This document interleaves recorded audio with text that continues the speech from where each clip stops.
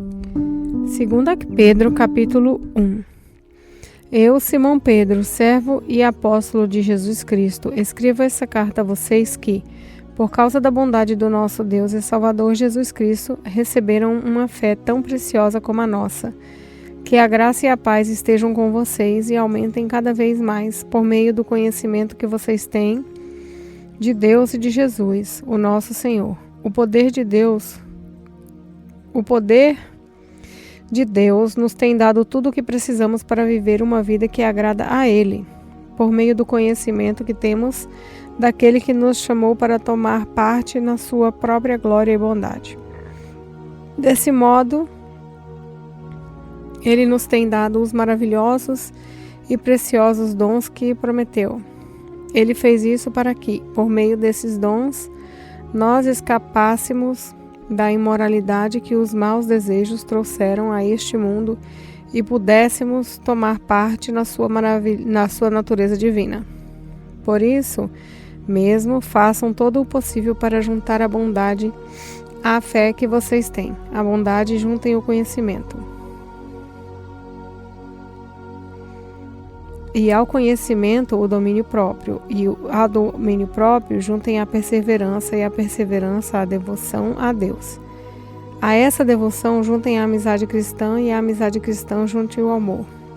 Pois são essas as qualidades que vocês precisam ter. Se vocês as tiverem e fizerem com que elas aumentem, serão cada vez mais ativos e produzirão muitas coisas boas como resultado do conhecimento que vocês têm do nosso Senhor Jesus Cristo.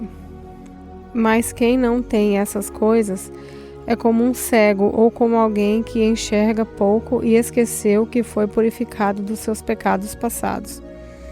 Portanto, meus irmãos, procurem ficar cada vez mais firmes na certeza de que Deus os chamou e escolheu. Se vocês fizerem isso, jamais abandonarão a fé. E assim receberão todo o direito de entrar no reino eterno do nosso Senhor e Salvador Jesus Cristo. Por isso, farei sempre com que vocês lembrem dessas coisas, embora já as conheçam e estejam firmes na verdade que receberam. Penso que, enquanto eu viver, é justo que faça com que vocês lembrem dessas coisas, pois sei que logo terei de deixar este corpo mortal, como o nosso Senhor Jesus Cristo me disse claramente. Portanto, farei tudo o que puder para que, depois da minha morte, vocês lembrem sempre dessas coisas. Nós não estávamos contando coisas inventadas quando anunciamos a vocês a vinda poderosa do nosso Senhor Jesus Cristo, pois com os nossos próprios olhos nós vimos a sua grandeza. Nós estávamos lá quando Deus, o Pai, lhe deu honra e glória. Ele ouviu a voz de surpresa glória dizer,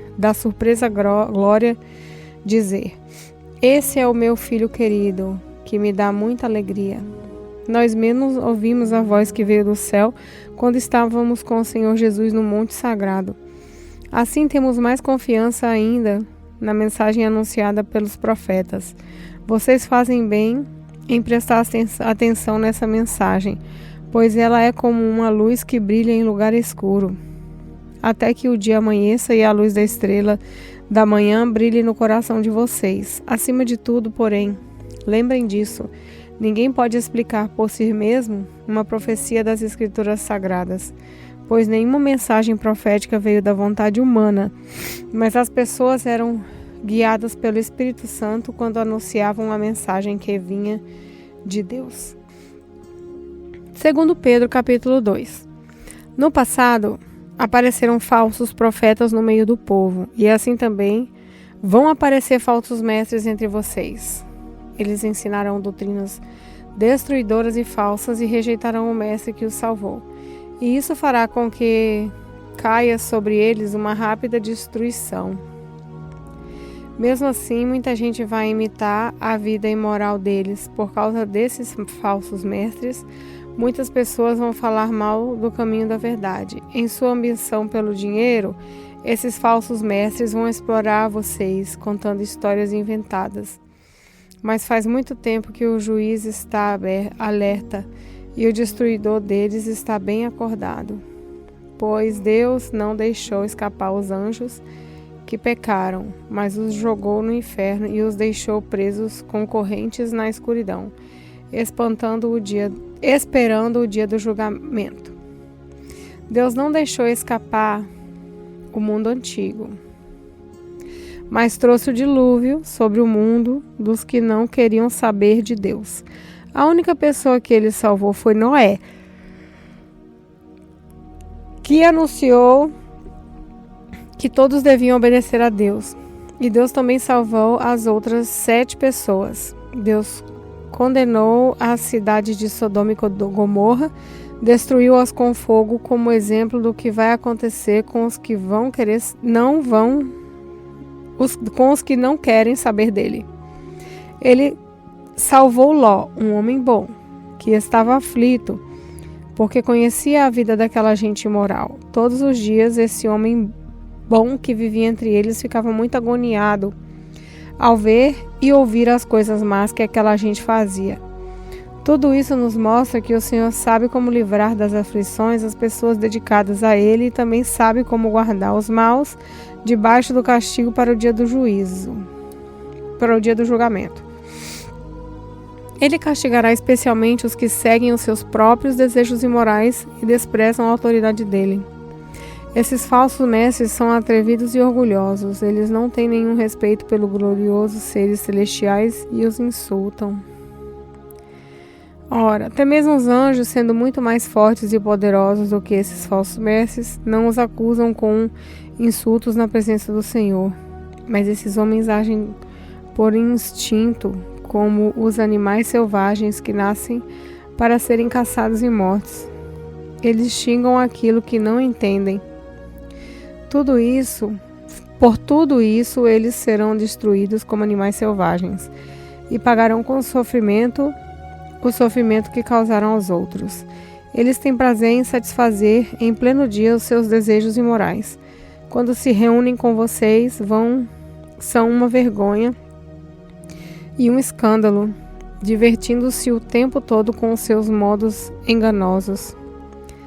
Não podem ver uma mulher sem a desejarem, e o seu apetite pelo pecado nunca fica satisfeito. Enganam as pessoas fracas e só pensam em ganhar dinheiro. Eles estão debaixo da maldição de Deus. Andam perdidos porque se desviaram do caminho certo, seguem o caminho de Balaão, filho de Beor, que cobiçou o dinheiro que ia receber fazendo mal, e foi repreendido por causa do seu pecado. Pois uma jumenta falou com uma voz humana e acabou com as loucuras do profeta. Esses falsos mestres são como poços sem água e como nuvens levadas pelo vento. Deus reservou para eles um lugar na mais profunda escuridão. Eles dizem coisas orgulhosas e loucas e com os seus desejos impuros e imorais enganam as pessoas que estão quase escapando daqueles que vivem no erro. Prometem liberdade a essas pessoas, mas eles mesmos são escravos do hábito imoral. Pois cada pessoa é escrava daquilo que a domina.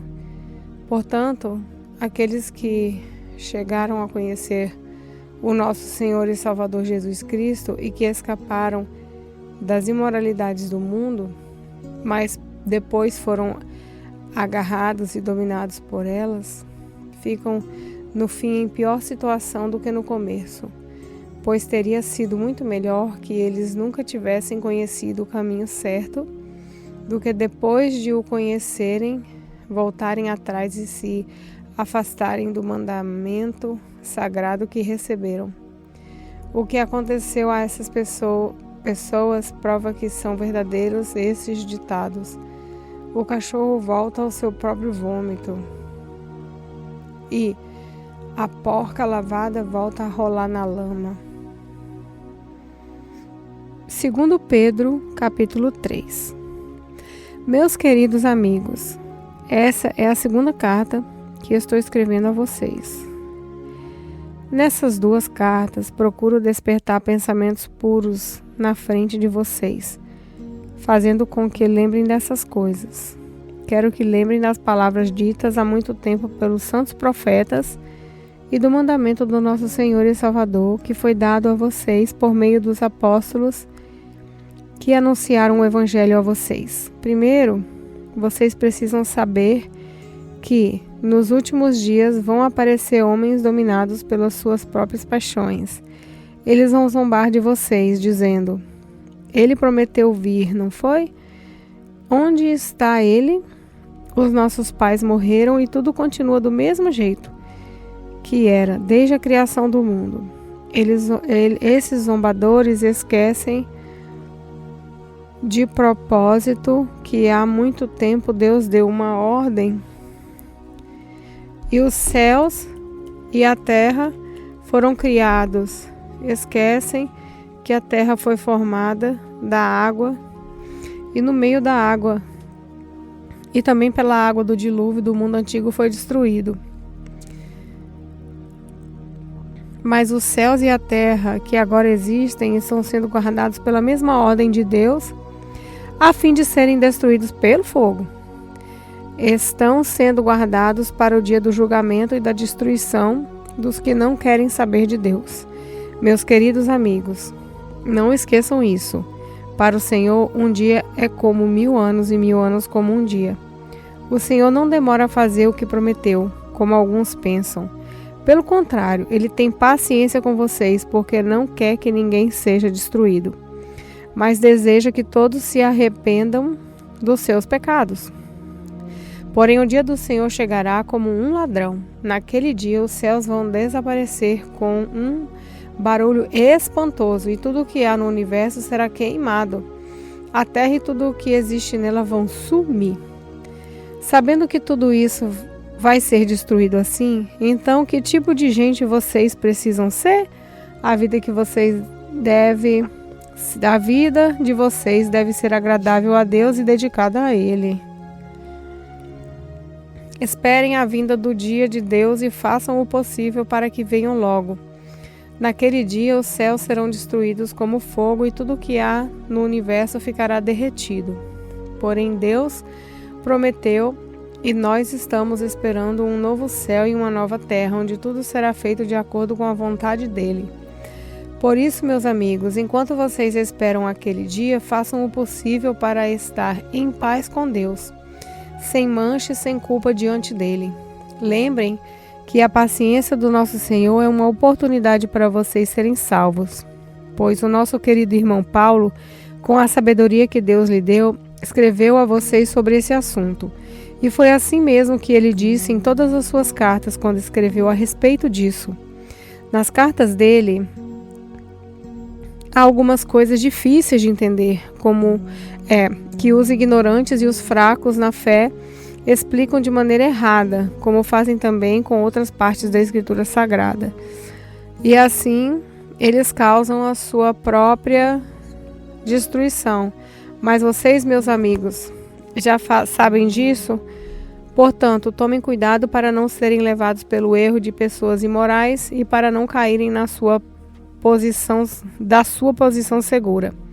Porém, continuem a crescer na graça e no conhecimento do nosso Senhor e Salvador Jesus Cristo. Glória a Ele, agora e para sempre. Amém.